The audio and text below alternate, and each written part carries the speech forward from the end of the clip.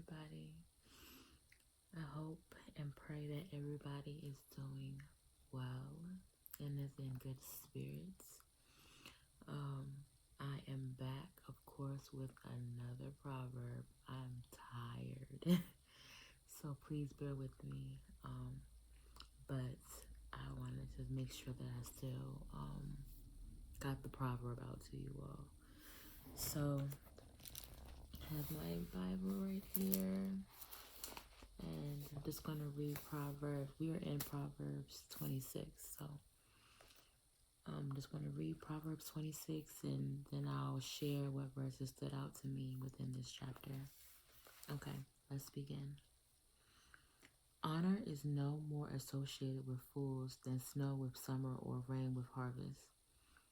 Like a fluttering sparrow or a darting swallow, an undeserved curse will not land on its intended victim.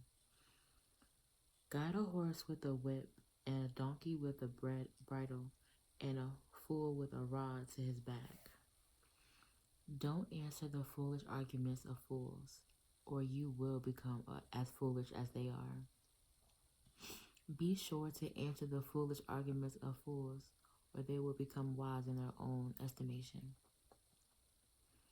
Trusting a fool to convey a message is like cutting off one's feet or drinking poison.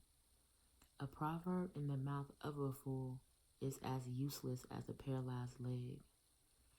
Honoring a fool is as foolish as tying a stone to a slingshot. A proverb in the mouth of a fool is like a thorny branch brandished by a drunk. An employer who hires a fool or a bystander is like an archer who shoots at random. As a dog returns to its vomit, so a fool repeats his foolishness. There is more hope for fools than for people who think they are wise. The lazy person claims there's a lion on the road. Yes, I'm sure there's a lion out there. As a door swings back and forth on its hinges, so the lazy person turns over in bed. Lazy people take food in their hand, but don't even lift it to their mouth. Lazy people consider themselves smarter than 7 wise counselors. Interfering in someone else's argument is as foolish as yanking a dog's ears.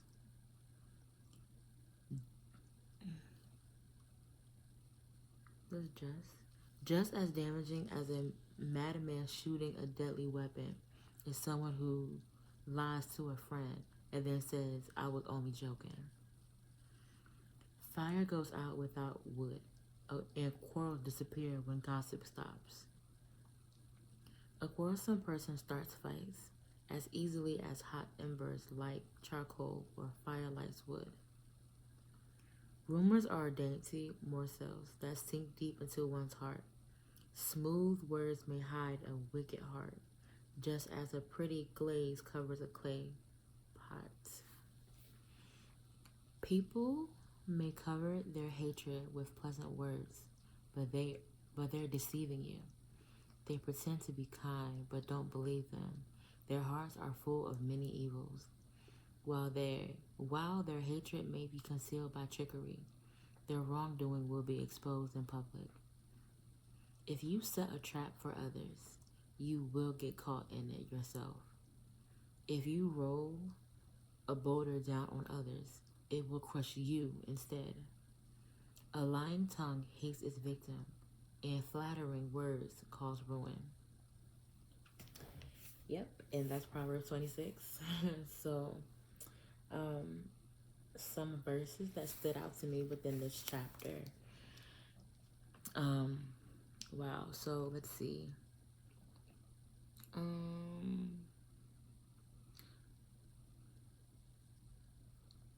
The end of verse 2, I read the whole verse in entirety, but like a fluttering sparrow or a darting swallow, an undeserved curse will not land on its intended victim. this made me think about like it's so important to constantly pray over you, your family, your friends, especially for those because you don't know because what is it called? We are constantly at battle and at war, not just in the earth but also spiritual. So you have to pray against those things, knowing and unknowingly. It's important to pray life and prosperity and things like that over your life and your family's life and your friends' lives. So, for example, like when I'm praying, I'll say, Lord, please protect and cover me from all harm, knowing and unknowingly. And saying things like, I rebuke any assignments that are sent to harm, destroy, delay, hinder me, or my family that are sent to just harm in any way, mentally, physically, emotionally, spiritually. Um, I cover all the bases because you never know what is really at work in the spiritual and the physical. So I pray for the known and the unknown. Um, just make sure you cover yourself and your family and your friends because not everybody has your best interest at heart. Some people are praying for your downfall. So you gotta rebuke it and pray against it. People, it's just the Lord knows everyone's heart, but we do not. As humans, we don't. That's why it's important to pray because you don't know who's praying or praying against you or wanting harm to befall on you and your family. Pray against it, rebuke it. But I like here where it says an undeserved curse would not land on its intended victim. Still pray against it, the known and unknown, but also know that the Lord is faithful, and an undeserved curse will not land on its intended victim. Return back to sender, okay? Um, Let me see. Verse 4. Don't answer the foolish arguments of fools, or you will become as foolish as they are. Verse 6. Trusting a fool to convey a message is like cutting off one's feet, or drinking poison. Yeah.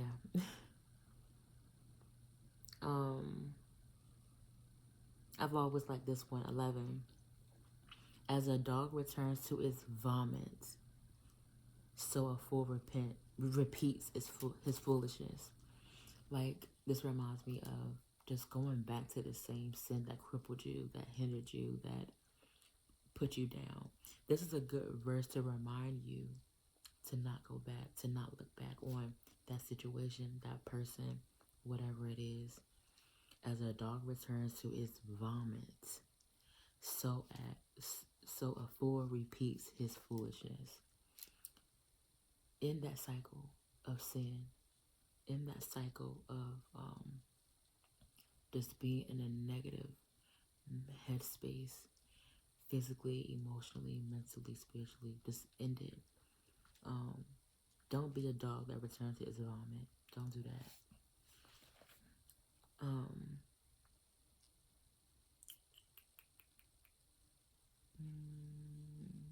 Verse 17 was good. Interfering in someone else's argument is as foolish as yanking a dog's ears. What do you think would happen when you yank a dog's ear? You're gonna get bit, right? So, same thing with interfering with someone else's argument. It's foolish. It will cause you to get bit, or you will receive retaliation. Whole time the situation didn't even involve you. You jumping into somebody else's business. Yeah, it's foolish. Verses 18 and 19. Just as damaging as a madman shooting a deadly weapon is someone who lies to a friend and then says, I was only joking. That's a big one.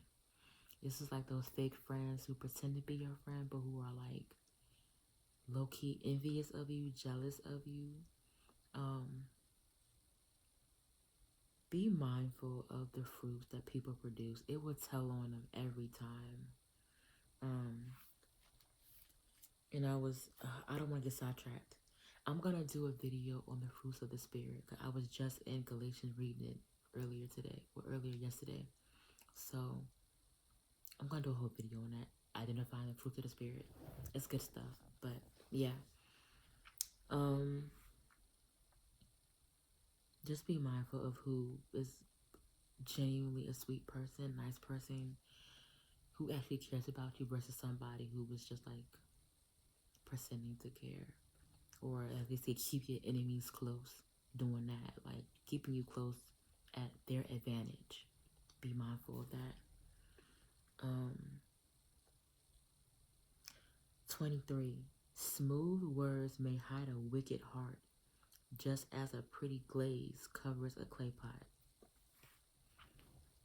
These metaphors are wild. Um, 24. People may cover their hatred with pleasant words, but they're deceiving you. 25. They pretend to be kind, but don't believe them. Their hearts are full of many evils. Again, look at the fruit of the spirit that they are producing and yielding. It will tell on them every time. 26. While their hatred may be concealed by trickery, their wrongdoing will be exposed in public. And that's what I talked about before. The fruit of the spirits will be displayed. 27. If you set a trap for others, you will get caught in it yourself. If you roll a boulder down on others, it will crush you instead. This made me think about like trying to seek revenge for people who do wrong by you.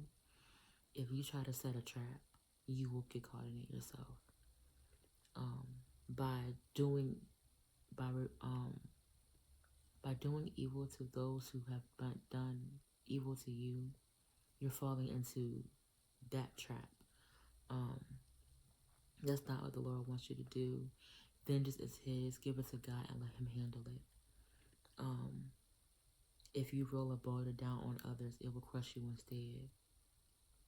Yeah, just pray about it and keep it moving. I know it's easier said than done, but this is what we have to practice as people of Christ, people of God.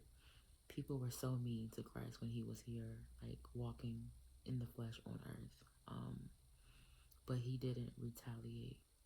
He humbled Himself. He humbled Himself and died a sinner's death. Despite everybody, how they were mean to Him and how they treated Him when they crucified Him and all that stuff, like He could have retaliated, but He didn't. And who are we to retaliate against somebody else and what they did? Give it to God and let Him handle it. If Christ didn't do it, we definitely shouldn't be doing it. So we are not above Christ, okay? But yes, that is Proverbs 26 as a whole. I pray that you all are able to read it, and I pray that this verse, this chapter spoke to you. In the comments, as always, please share what verse stood out to you as well. And God willing, we will be back to cover and read Proverbs 27 together. Love y'all. God bless. Bye.